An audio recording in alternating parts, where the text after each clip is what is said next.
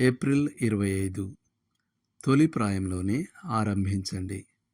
బాల్యం మరియు యవ్వన ప్రాయంలోనే విశ్వాస పునాదులు వేసుకోవడం మంచిది.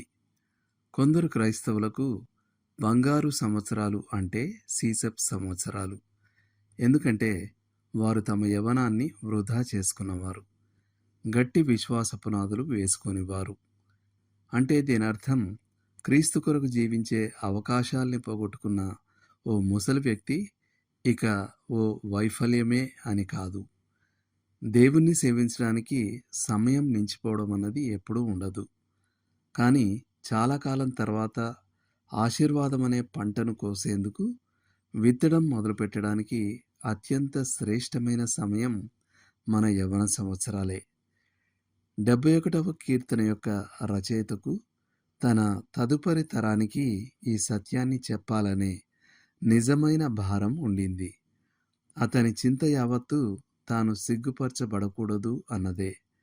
అతడు జీవితాన్ని దేవుని మహిమార్థమై చక్కగా ముగించాలనుకున్నాడు.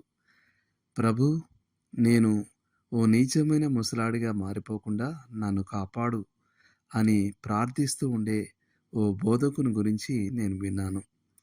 ఓ స్నేహితుడు నాతో ఇలా అన్నాడు: నేను వృద్ధాప్యంలోకి వెళ్లే కొద్దీ నేను పరిపక్వం చెందాలనుకుంటాను, క్రుళ్ళిపోవాలని అనుకోను. మనం మన పరిపక్వ సంవత్సరాల్లోకి ప్రవేశిస్తున్నప్పుడు మనం భయపడనక్కర్లేదు. ఎందుకంటే దేవుడు మనల్ని కాపాడుతాడు. ఆయన మనకు తుఫానులో ఆశ్రయంగా ఉంటాడు, యుద్ధంలో మన దుర్గంగా ఉంటాడు.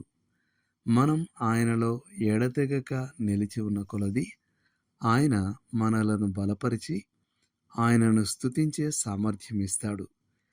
మనం విమర్శించకుండా, సణుగకుండా ఆ స్తుతి మనల్ని కాపాడుతుంది.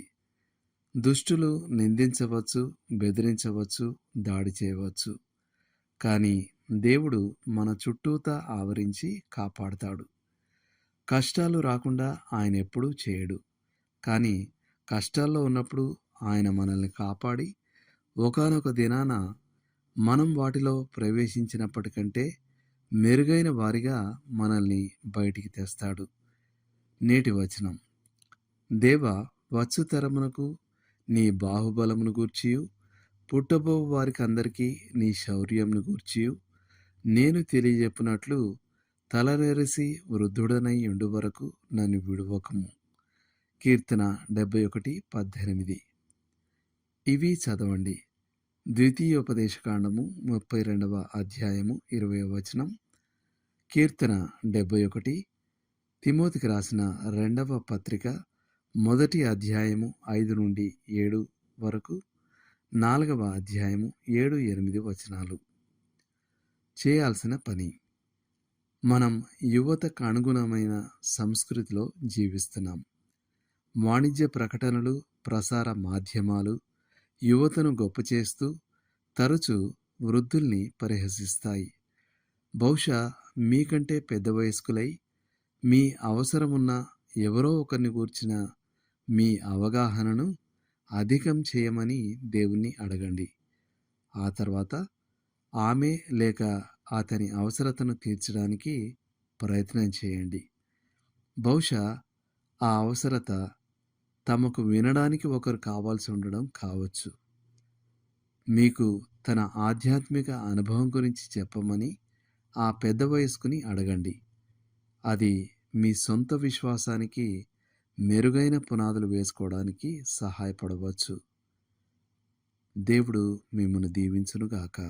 ఆమేన్.